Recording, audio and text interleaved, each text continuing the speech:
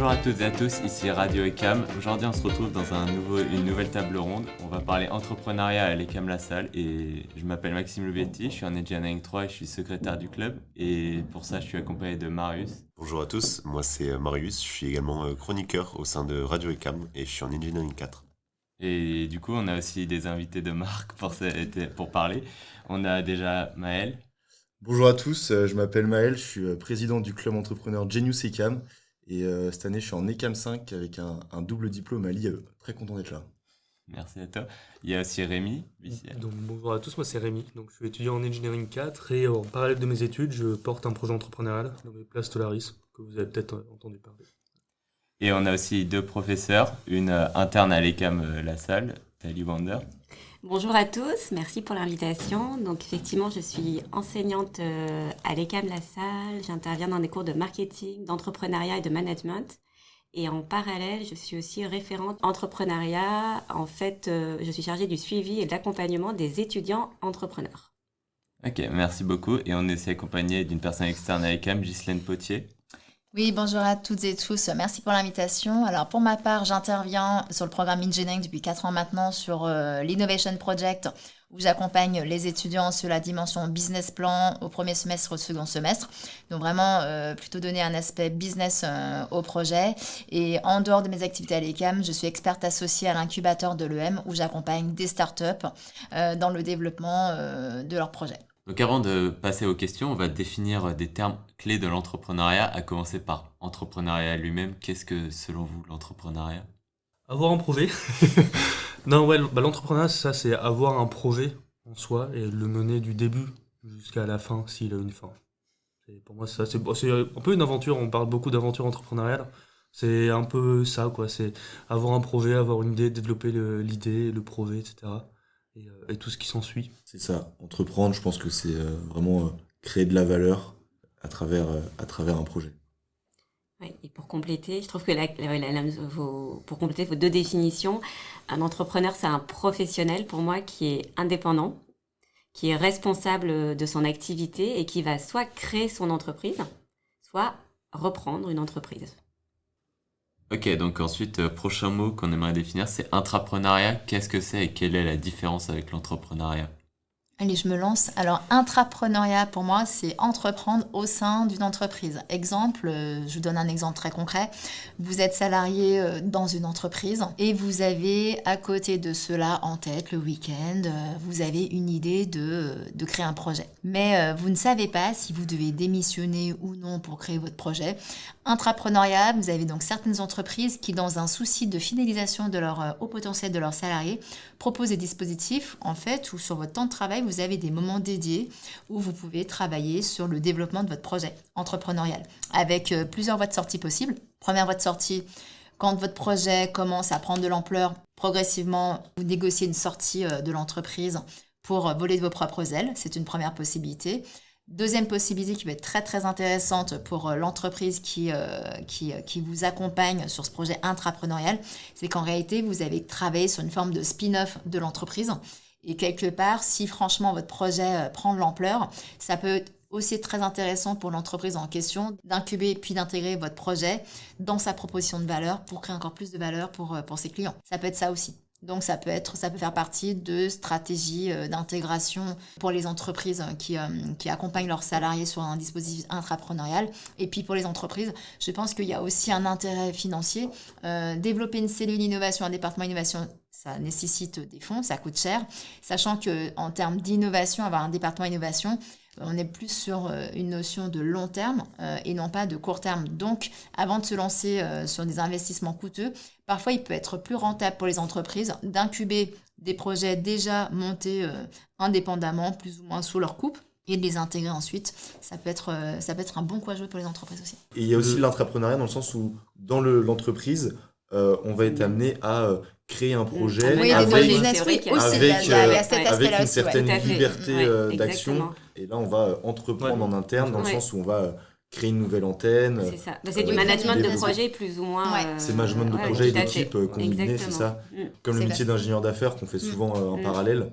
Où là, on va manager notre portefeuille client, nos entreprises. Trouver un client, trouver un besoin et créer Mais la même solution, mener, quoi. oui, Ouais, lancer créer un une projet spin-off en entreprise. en BU. Ouais, créer une spin-off, une BU potentiellement. Bah, pas forcément. Bah, Ouais, ouais, mais ça là, peut être aussi lancer un Ouais, projet. ce que vous avez dit, c'est un peu différent. Moi, je le vois beaucoup comme par exemple Amazon et Amazon Web Service. Et ils ont développé, il y a je crois que c'est un salarié qui a développé Amazon Web Service. Et il a créé du coup toute la business unit d'Amazon Web Service. Et voilà, du coup, c'est vraiment une offre qui a été développée à En l'intérieur interne. de l'entreprise, quoi. Ouais, alors que oui, il y a plusieurs niveaux. Par exemple, Ouais. si je prends l'exemple de Groupama, en fait, ils savent qu'ils n'ont pas les ressources en interne pour avoir leur propre incubateur, pour incuber leur propre projet. Sourcer des startups, soit des startups externes, soit à l'intérieur parmi des salariés qui auraient des projets de création. Ils leur proposent de créer en interne. Par contre, la contrepartie sur la direction financière de Groupama, c'est qu'il faut que le projet du salarié soit plus ou moins en lien avec la proposition de valeur de Groupama pour que derrière, potentiellement, il y ait intégration. Le prochain mot qu'on va définir, c'est incubateur. Alors, il faut quand même repréciser du coup qu'il y aura une deuxième partie centrée sur l'incubateur, donc on en parlera plus en détail, mais peut-être pour aujourd'hui donner une courte définition de ce qu'est un incubateur et à quoi ça sert.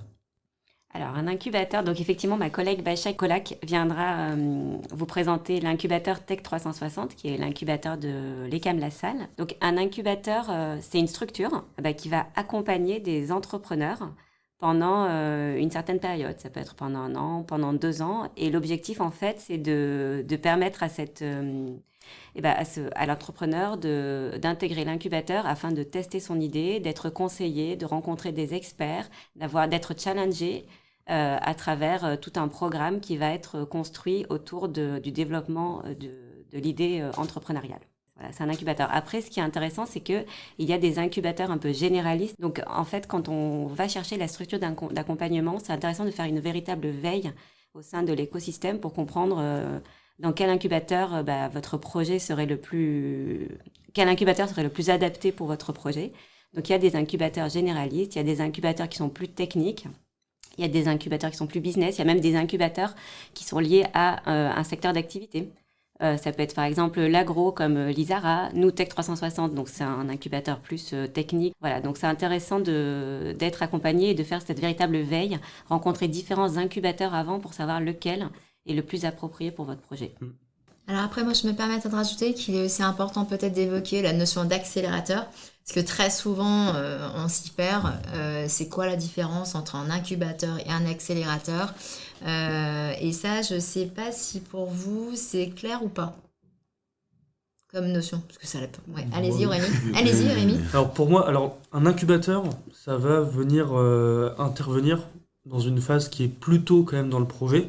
Trouver ses premiers clients, faire ses premières ventes, trouver ses premiers partenaires. Alors qu'un accélérateur, là, pour le coup, ça va plutôt être un organisme qui vient vous aider vraiment à faire du développement commercial. Soit vous organisez pour une levée de fonds, vous aider par exemple pour une levée de fonds. Ça vient intervenir en fait pour des entreprises qui ont déjà des clients, qui ont déjà des salariés, qui ont déjà une méthode de fonctionnement. Contrairement à un incubateur où c'est une idée quand même très développée.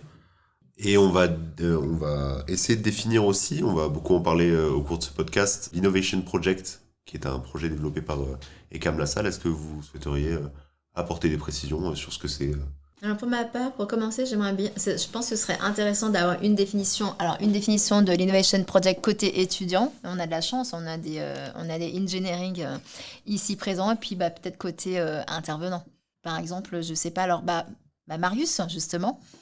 Qu'est-ce que l'Innovation Project pour vous, puisque vous êtes en plein dedans? Alors, en tant qu'étudiant en Engineering 4, pour moi, l'Innovation Project, je l'aborde comme un projet qu'on va étudier tout le long de l'année avec toutes les phases en fait, qui composent la création d'un projet et son aboutissement dans une certaine mesure, parce que pour l'instant, on reste dans le cadre scolaire. Ouais, il y a toutes ces phases en fait, de l'idéation, de vraiment cerner le besoin d'un marché, d'un client, jusqu'à une potentielle réalisation technique avec des idées en fait selon ce qui nous concerne et au sein en fait d'une équipe avec laquelle on va être amené à travailler tout au long d'une année. C'est très fort, tu as quand même répondu à ta propre question. Si je peux juste rebondir, l'Innovation Project, c'est aussi en fait un projet qui se fait étape par étape. Non, ouais, en fait, on a des rapports, mais on a le premier rapport qui est du coup sur l'identification d'un problème. Du coup, le deuxième rapport où on vient à partir de cette identification du problème, identifier le marché. Le troisième rapport, à partir de ce marché, créer une solution, etc. Donc c'est ça qui est vachement bien en fait avec l'Innovation Project, c'est que c'est un travail qui se fait en continu. Et du coup, les éléments qu'on a travaillés avant vont nous servir pour créer la solution de demain. Voilà, c'est ça.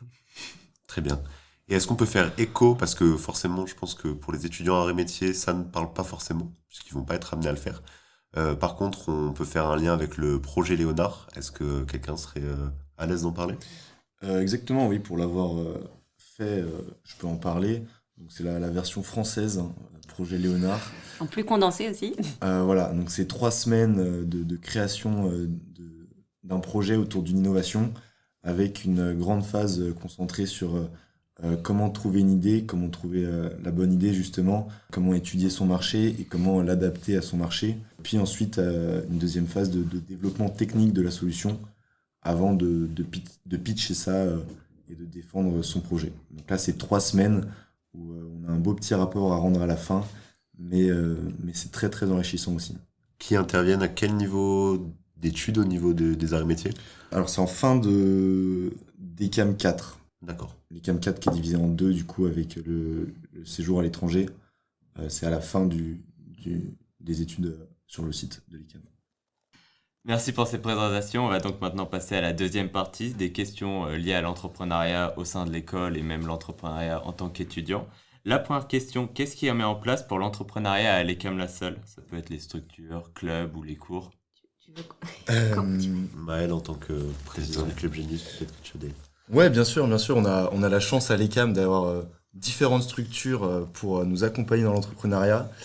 Ça soit aussi bien les cours donnés à l'ECAM, la présence très proche de l'incubateur Tech 360, et maintenant, depuis 2 ans et demi, le club entrepreneur Genius ECAM.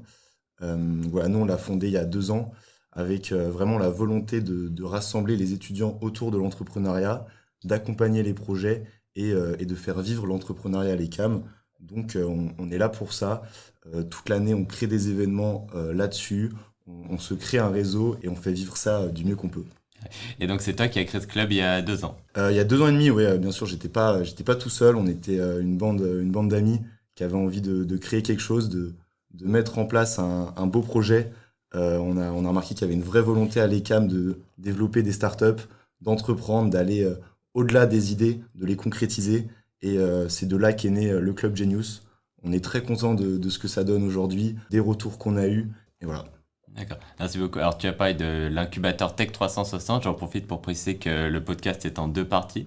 Cette première partie se concentre sur l'entrepreneuriat et il y aura une deuxième partie qui sortira un peu plus tard, centrée sur l'incubateur Tech 360 avec notamment Baza Kolak qui est la responsable de l'incubateur. Et je ne sais pas si Tali Wander voulait ajouter quelque chose sur cette question. Alors, effectivement, oui, je peux peut-être apporter la vision de l'école, de l'ECAM La Salle sur l'entrepreneuriat. Donc, effectivement, il y a une vraie volonté pédagogique, en fait, de l'ECAM La Salle de développer l'entrepreneuriat sous toutes ses formes, et je vais vous expliquer de quelle manière. Donc, en fait, l'objectif de l'ECAM La Salle, c'est vraiment de permettre à tout le monde de pouvoir développer une posture entrepreneuriale à l'issue du diplôme. Pourquoi ? Parce que c'est vraiment un besoin de compétences particulières qui a été prouvé par différentes études, notamment la CTI ou des organismes de formation internationale qui expliquent que les compétences liées à l'entrepreneuriat seront nécessaires pour votre futur job de demain. Donc on développe à l'ECAM La Salle l'entrepreneuriat de différentes manières. Il y a 4 axes particuliers. Il y a la partie pédagogique, ce sont des cours ou des projets, dont l'Innovation Project dont tu parlais tout à l'heure, Ghislaine. Donc ça, c'est le premier axe. Deuxième axe, Tech 360, l'incubateur, dont vous parliez tout à l'heure, Maël et Maxime. Troisième axe, le suivi des étudiants entrepreneurs. Et puis quatrième axe, favoriser toutes les interactions liées à l'entrepreneuriat. Et là-dedans, effectivement, Genius a une grande part à jouer là-dessus. Merci à vous. Moi, je vais passer à la deuxième question, qui se rejoint un petit peu avec ce que vous venez de dire. Il y a des racines communes. C'était comment l'école facilite-t-elle la création des projets entrepreneuriaux des étudiants, s'il y a des financements, des aménagements particuliers. Peut-être que Rémi, C'est ça. toi qui es entrepreneur au sein d'ECAM La Salle, tu as des réponses à apporter à cette question. Il y a pas forcément de vraies structures ou de vrais programmes dispensés aux étudiants entrepreneurs. Par contre, il y a un accompagnement par l'incubateur via Tally Wonder. Du coup, voilà, un accompagnement qui peut se faire mensuellement ou ou plus souvent. Donc voilà, donc ça permet d'avoir un retour d'expérience de quelqu'un qui a plus de connaissances en fait sur ce sujet-là et de pouvoir être guidé en fait sur une ligne directrice qui est assez bonne pour un projet entrepreneurial. Sinon, après, il y a le réseau, le réseau ECAM Alumni avec l'incubateur et du coup les entrepreneurs qui sont à Tech 360. Et sinon, après, il y a aussi beaucoup de cours. Là, cette année, moi, je suis en Engineering 4, donc il y a l'Innovation Project. Et le premier semestre, c'est vraiment beaucoup sur l'idéation, le marketing, etc. Et là, pour le coup, c'est vraiment des connaissances qui sont très utiles à l'entrepreneuriat, ou en tout cas la création d'un projet entrepreneurial. Donc il y a pas vraiment quelque chose de bien défini, mais il y a plein de petits outils qui peuvent être pris et qui sont dispensés par l'ECAM. Donc voilà. Et peut-être pour compléter, effectivement, notre volonté à l'ECAM, c'est vraiment de centraliser en fait les besoins des étudiants qui ont des projets entrepreneuriaux. Donc effectivement, par un suivi, par une mise en lien avec tout l'écosystème de l'entrepreneuriat lyonnais qui est très riche, le réseau des alumni, effectivement. Et puis, il y a une partie aussi, travailler avec l'étudiant entrepreneur quand il a des besoins en termes d'aménagement de scolarité. En fait, il y a ce qui s'appelle le SN2E, les statuts nationaux de l'étudiant entrepreneur, qui est un statut national qui a été mis en place par le ministère de l'Enseignement supérieur et qui permet à l'étudiant entrepreneur d'aménager sa scolarité selon certaines conditions et selon ses besoins. Alors, troisième question, comment allier la vie d'entrepreneur à celle d'étudiant? Là, ça va dépendre de chacun, on va dire. Chaque personne a des rythmes de travail différents. Moi, je sais que voilà, la semaine, je travaille plutôt les cours et le week-end, je travaille plutôt à mon projet entrepreneurial Place Tolaris. Donc voilà, ça demande un peu d'organisation, surtout beaucoup d'investissement et parfois quelques choix à faire. Mais non, c'est surtout de l'organisation et voilà. Est-ce que tu veux parler un peu plus de Place Tolaris et avec présenter plaisir. le projet? Avec plaisir. Alors, Place Tolaris, c'est une start-up que j'ai créée il y a 4 ans du coup avec des amis.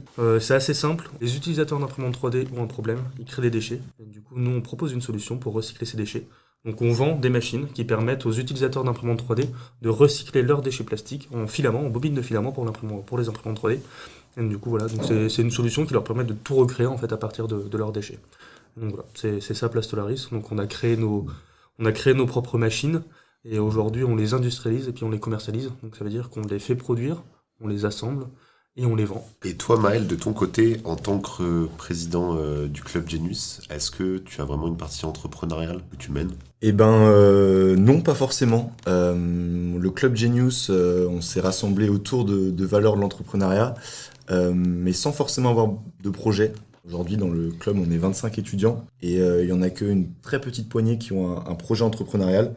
Donc il n'y a pas besoin de projet entrepreneurial pour être dans le club. Aujourd'hui, mon projet, c'est Genius, c'est ce club, c'est tous les événements, c'est l'animer au quotidien. Donc voilà, j'ai déjà testé des postures, un petit peu de projet, j'en reparlerai après, mais notamment ma première expérience, c'était Campus Création, une création de start-up sur 8 mois avec le Centre d'entrepreneuriat de Lyon. D'accord. Et si je peux juste rajouter quelque chose. Moi, je témoigne en tant qu'étudiant entrepreneur. Maintenant, l'entrepreneuriat, pour moi, ça se résume pas seulement à avoir une start-up. Sinon, ça réduit quand même vachement le champ des possibles. Je me considère pas comme le seul étudiant entrepreneur. Quand on regarde, il y a beaucoup de présidents de clubs, simplement des étudiants qui ont simplement des projets. L'entrepreneuriat, c'est juste avoir un beau projet et travailler dessus. Donc, c'est juste de l'investissement. Vous pouvez en parler tout simplement avec la plupart des présidents de clubs, avec n'importe qui a un projet à l'ECAM, les chefs d'équipe, etc. Donc voilà. Et vous, en tant que professeur Alors, pour ma part, je peux apporter un complément d'information à ce qui a été dit par Maël et par Rémi. De mon côté, de ce que je peux observer, oui, j'ai pas mal d'étudiants qui entreprennent en même temps. C'est pas tout le temps simple. Comme le dit Rémi, c'est beaucoup d'investissement, beaucoup d'engagement et cela nécessite beaucoup d'organisation. Moi, le conseil que je peux donner en tout cas de ce que je vois, c'est il faut en parler à l'école. Vous renseigner sur les dispositifs qui existent pour pouvoir éventuellement aménager votre emploi du temps, potentiellement voir comment on peut s'organiser pour les absences quand vous êtes sur des périodes où vous avez des rendez-vous pour préparer des levées de fonds, où vous devez rencontrer des partenaires importants. Par ailleurs, je pense que c'est important également de pouvoir aussi, et ça je le dis, je sais que c'est un petit peu contre-intuitif, privilégier le diplôme. Quoi qu'il arrive, c'est un petit peu un conseil de bons parents que je me permets de vous délivrer.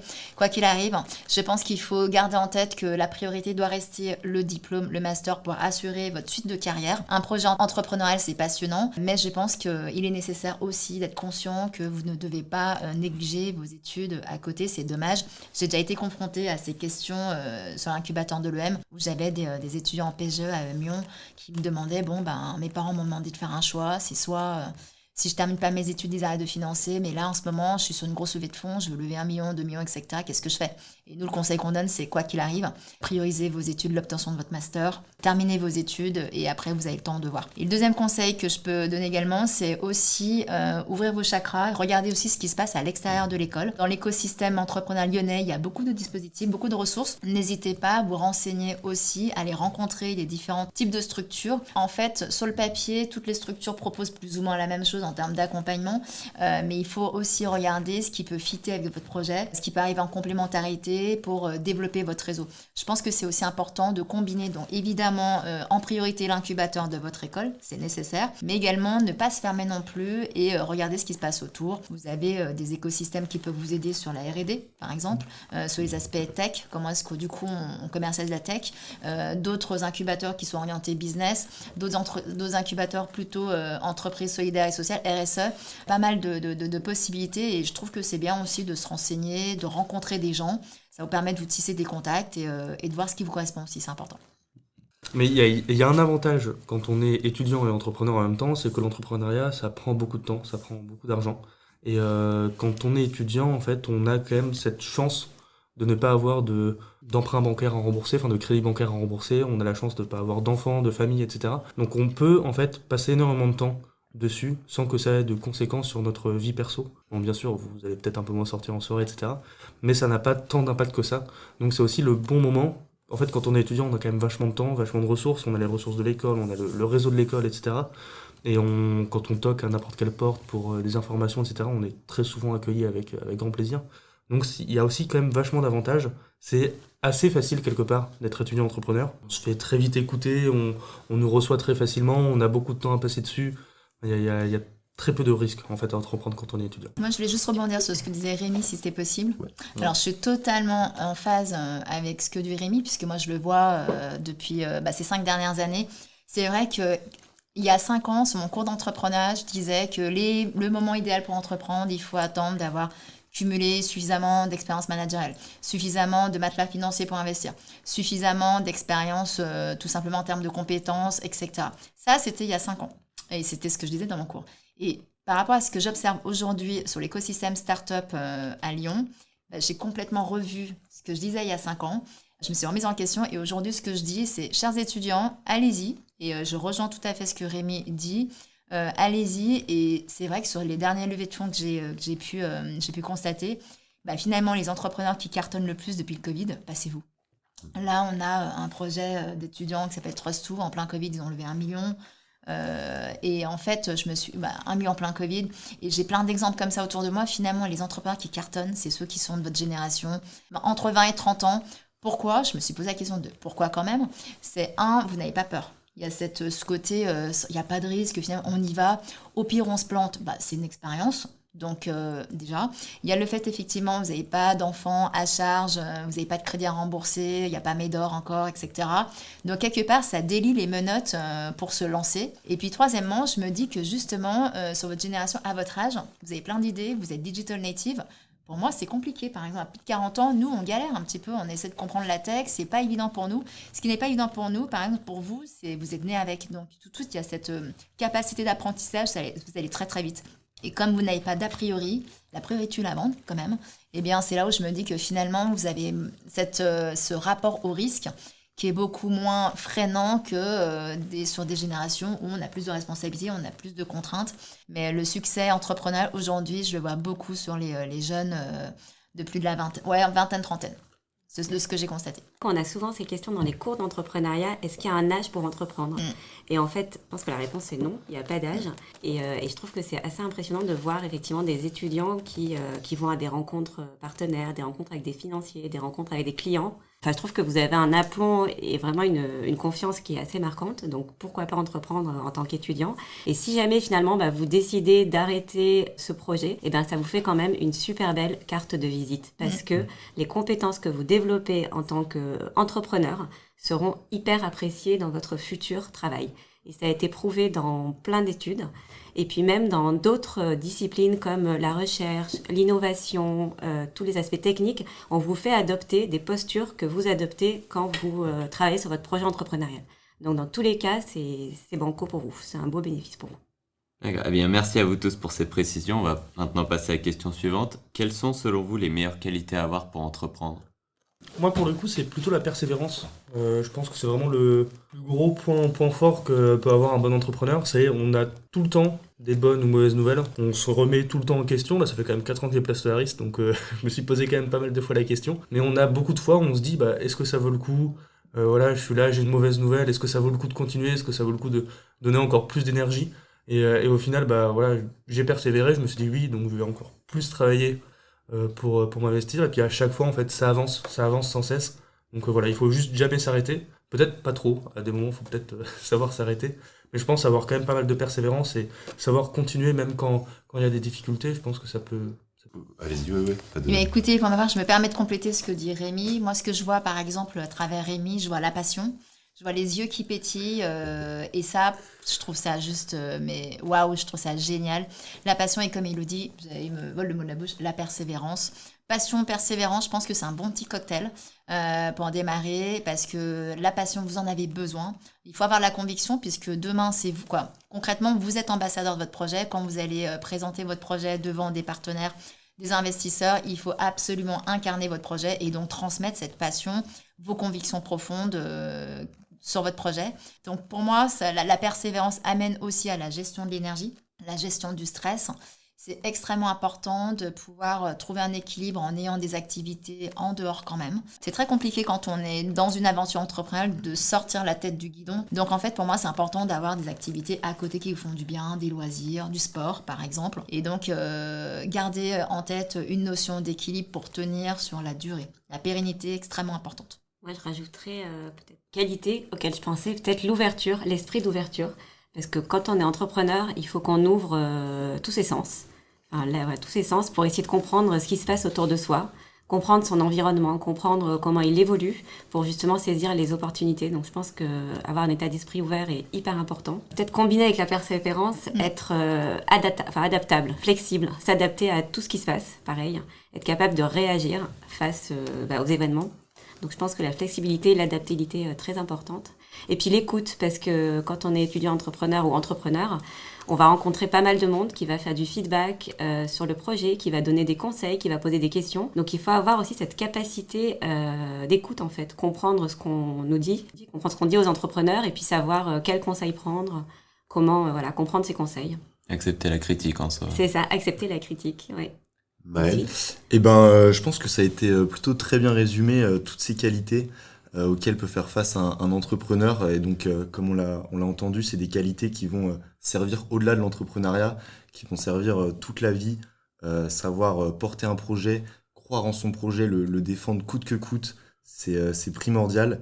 Et donc un entrepreneur, il a vraiment une vision, il est ambassadeur de son projet. Et toutes ces qualités comme ça, elles peuvent parfois faire peur et se dire comment je pourrais avoir toutes ces qualités en même temps dès le début. Ça vient au fur et à mesure, ça se développe avec la confiance en soi, avec l'avancement du projet, avec des petits succès, des petites victoires qui vont marquer le projet. Et le nombre d'entrepreneurs que j'ai rencontrés qui me disent qu'ils étaient incapables de parler devant 4-5 personnes, qui bégayaient, qui rougissaient au début, et aujourd'hui qui ont une belle éloquence et qui sont convaincants.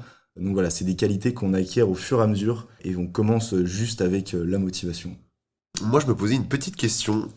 J'ai pas d'idée, mais j'ai envie d'entreprendre. Qu'est-ce que vous me conseillez ? C'est marrant parce que l'an dernier, il y a 2 étudiants qui sont venus me voir, qui ont tapé à ma porte pour justement me poser cette question.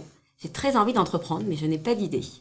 L'idée, et quand on n'a pas d'idée, c'est d'ouvrir un peu ses chakras, ce qu'on disait tout à l'heure, avoir une première avoir une première étude d'observation, d'écoute de l'écosystème de l'entrepreneuriat. Peut-être aller à des conférences, aller à des événements liés à l'entrepreneuriat pour écouter d'autres parler et même peut-être tester l'entrepreneuriat. Donc tout à l'heure, par exemple, Maëlle, tu parlais de campus création. Eh ben, à Lyon, campus création, ça peut être une super expérience pour un étudiant qui a envie de savoir ce que c'est que l'entrepreneuriat. C'est une expérience. Donc peut-être que Maëlle, tu peux en dire un peu plus puisque tu l'as vécu, ce que c'est campus création. Bien sûr, ouais. Donc moi, je suis arrivé à Lyon avec la volonté de découvrir ce milieu entrepreneurial et donc je me suis rapproché du Centre d'entrepreneuriat de Lyon qui propose un concours de création d'entreprise virtuelle sur 8 mois, accompagné par des entrepreneurs avec des conférences, des workshops. Et je me suis inscrit, j'ai rencontré des gens, on a créé une équipe, on a cherché une idée et pendant 8 mois, on l'a développée le plus possible. On l'a testé sur le marché, on l'a prototypé et à la fin, on la pitch devant un jury en rendant un business plan également. Et donc là, c'est vraiment une formidable expérience d'avoir accès à tous ces entrepreneurs, toutes ces connaissances gratuitement. Et ça permet de mettre un premier pas dans le monde de l'entrepreneuriat. Puis savoir si ça plaît aussi. Quand on teste ce genre de projet, ben on voit si ça nous plaît ou pas aussi. Donc ça peut être une première étape. Exactement. Ghislaine. Alors, dans mon cas, je me permettrai de rajouter, j'ai pas d'idée, je veux créer. Alors, je peux très bien me dire, je participe à des hackathons. Il y a pas mal de hackathons, justement. En participant à des hackathons, je vais faire des rencontres, je vais rencontrer des équipes pluridisciplinaires.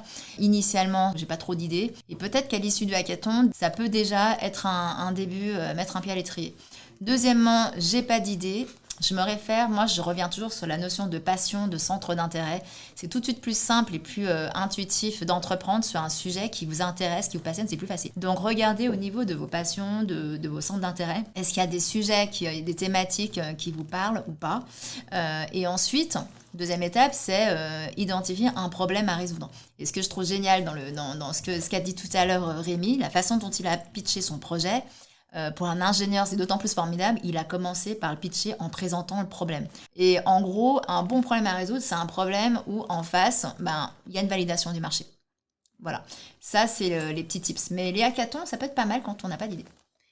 Alors en t'écoutant Ghislaine, je me demande si tout le monde sait ce que c'est qu'un hackathon et sait ce que c'est qu'un pitch. Et oui, je pense que ça peut être le moment d'introduire le hackathon. Le hackathon, c'est une expérience immersive, le temps d'un week-end, pour créer sa start-up, trouver une idée, la développer le plus possible et la pitcher à la fin devant un jury de professionnels. Le but, c'est d'avoir vraiment un aperçu le temps d'un week-end de l'entrepreneuriat, de comment créer sa start-up avec toutes les différentes étapes.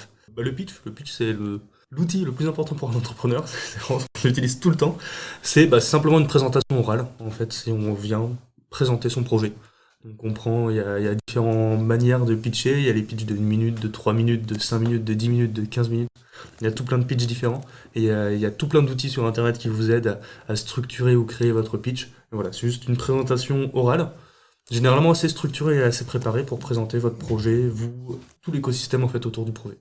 Le hackathon, ce sera donc la 2e édition cette année. C'est ça, Marius. Donc, si je devais répondre d'une seule manière à la question j'ai envie d'entreprendre, je n'ai pas d'idée, qu'est-ce que je fais ? Je dirais que je participe à la 2e édition du hackathon de Genius qui aura lieu le 17 et 18 février à l'ECAM.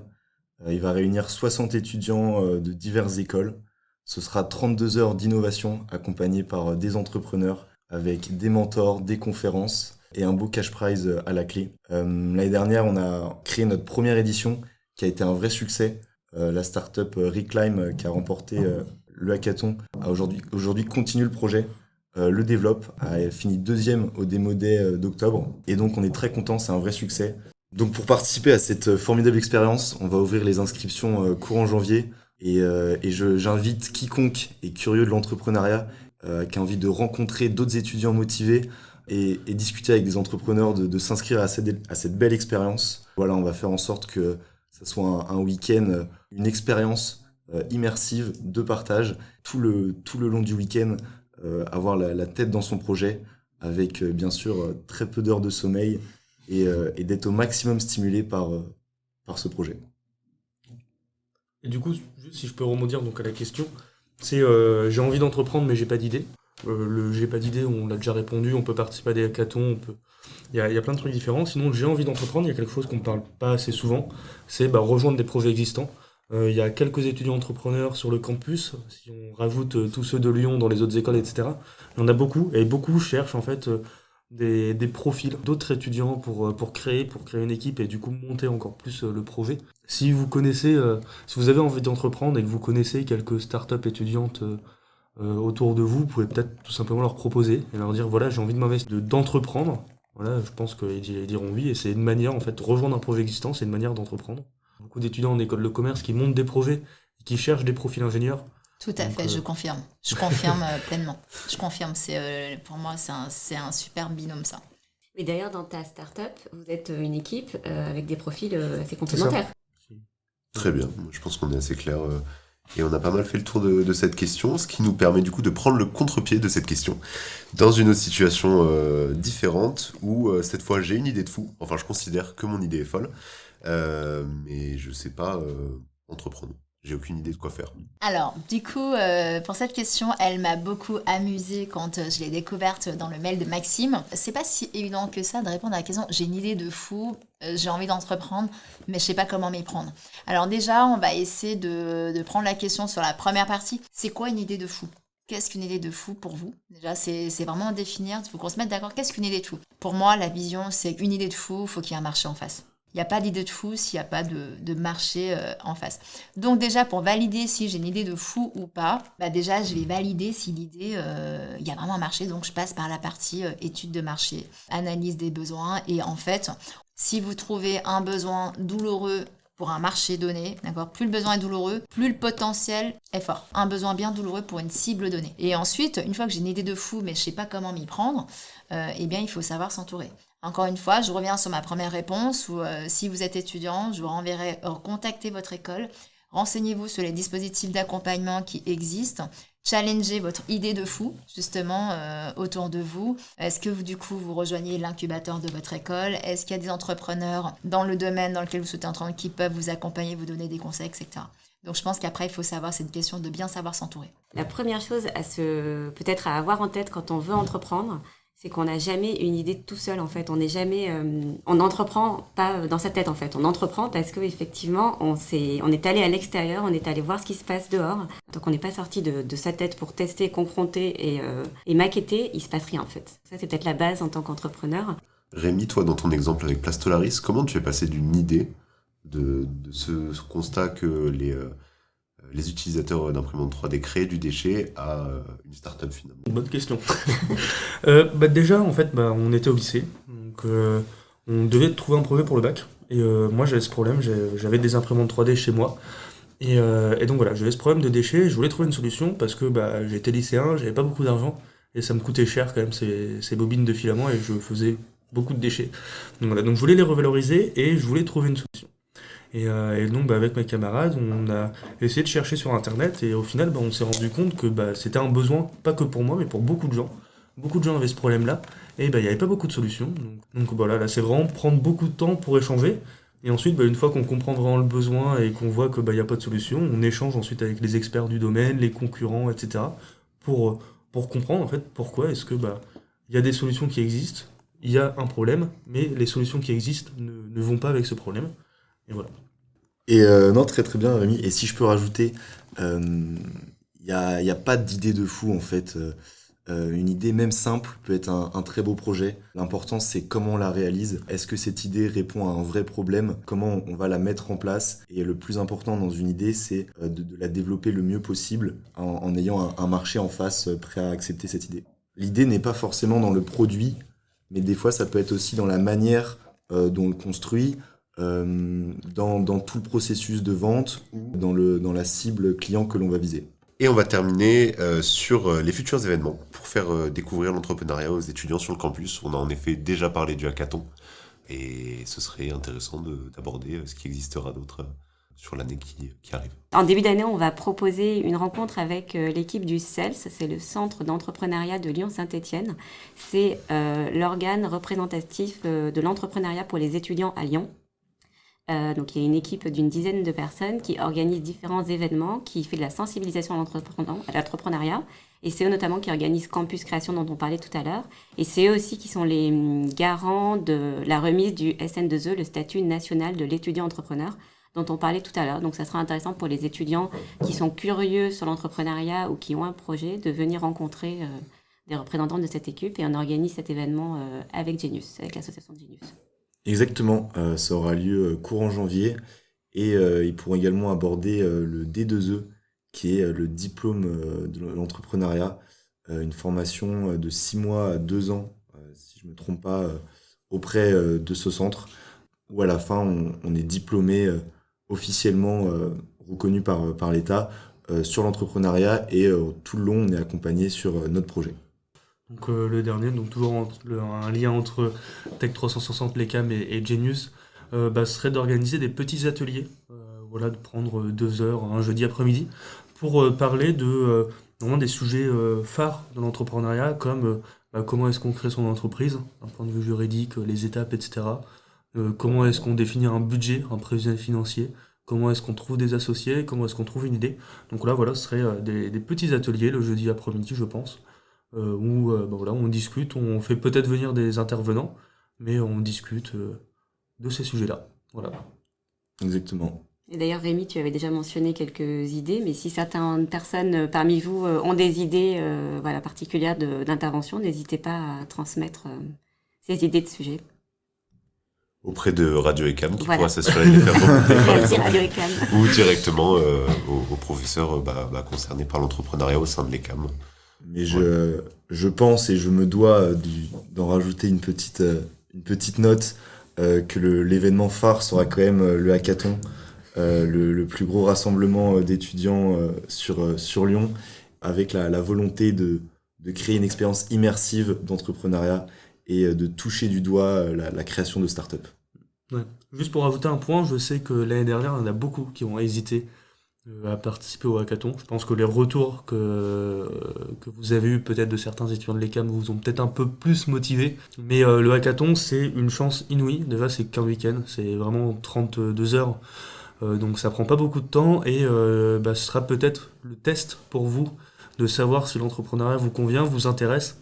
Donc voilà. Donc si vous hésitez un peu, dites-vous que c'est seulement 32 heures, et c'est 32 heures où vous allez surtout vous amuser, parce que vous allez être avec d'autres gens. Genius, donc on sera là pour être sûr que vous vous amusez, et voilà, vous allez apprendre vraiment beaucoup de trucs sur le week-end, vous aurez des conférences, vous aurez des mentors qui seront là pour vous aider, des entrepreneurs que vous allez rencontrer. Donc voilà, si vous hésitez encore, n'hésitez plus. Exactement. Soyez curieux, tentez le coup. C'est et ça. On vous attend nombreux pour ce bel événement. Non, ça vaut vraiment le coup. Très bien. Et ça nous permet de conclure joliment là-dessus. Merci à tous d'avoir été présents sur ce podcast. Merci à Maëlle, à Maxime, à Ghislaine, à Thalie et Rémi d'avoir pu répondre aux différentes questions et de nous avoir éclairé sur ce que c'est l'entrepreneuriat et sur ce que à la fois l'ECAM et toutes les structures autour, notamment au sein de la ville, permettent pour avancer dans cette voie-là. Je vous remercie à tous. Merci beaucoup. Merci à vous. Merci d'être invité. Génial. Merci. Merci beaucoup pour cette superbe table ronde, et maintenant on vous propose d'écouter la chanson Pastis, extraite de l'album This Is Real de Barthélemy Labat, ancien ECAM Arts et Métiers, et on vous revoit la semaine prochaine. Bonne écoute. Moins 20% sur le pastis.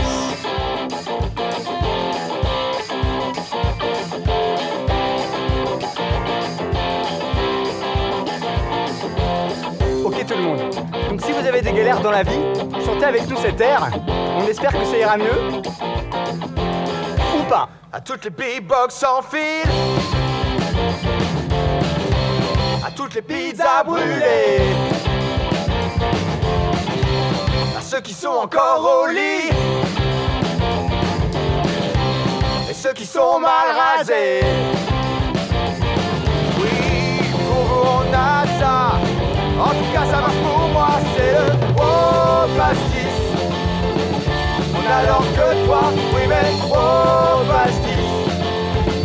Tu es notre roi, oui mais wow pastis. On ne voit que toi, et puis quand on ne te voit plus, on t'achète au Super U. À ceux qui sentent la transpi, à ceux qui sont pointés du doigt. Si t'es en philosophie, t'inquiète, on a une pensée pour toi. Oui, on a ça.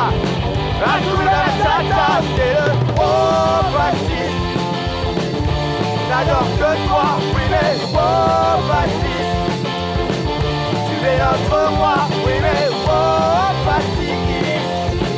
On ne voit que toi. Et quand t'es plus dans nos verres, on t'achète chez Leclerc.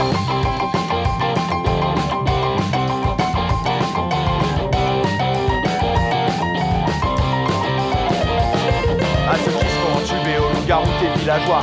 T'as une chaussette trouée, t'as raté le permis 5 fois. Matin t'as plus de batterie et tu te tapes un crédit. Tu sors de chez le banquier, tu t'assois sur un banc mouillé. T'as les lacets d'épée en vélo, t'as le vent de face. Tu skis dans le brouillard, en plus tu finis tard le taf. On a tous des galères, ça fait partie de la vie. Ne reste pas adversaire, toi un verre écrit. Oh Pastis, on adore que toi, oui mais oh Pastis. Tu es notre roi, oui mais oh Pastis. On ne voit que toi. Et quand t'es plus dans nos verres, on t'achète chez Leclerc. Oh Pastis. On n'adore que toi, oui mais oh Pastis. Tu es notre roi, oui mais oh Pastis. On n'adore que toi. Et quand t'es plus rempli, on t'achète au Monoprix.